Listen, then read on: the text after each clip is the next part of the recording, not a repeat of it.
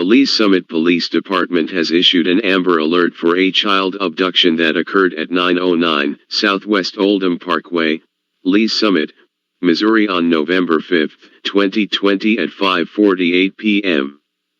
Abducted was True Y. Armstead Harrison, female, age 1. Suspect vehicle is a black 2010 Dodge Journey bearing Missouri registration TG4J4J. Vehicle/suspect last seen traveling WB Highway 350. Suspect is a black, male. Last seen wearing all black clothing and a white bandana. Victim True Y. Armstead Harrison has sandy brown hair.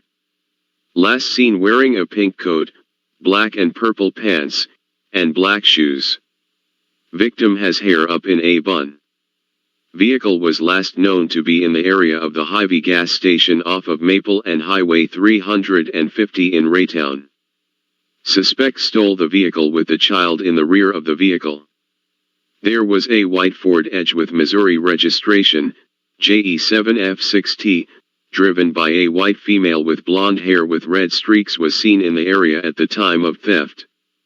If you see the vehicle or have any information, please contact your local police department or the Lee's Summit Police Department at 816-969-7390.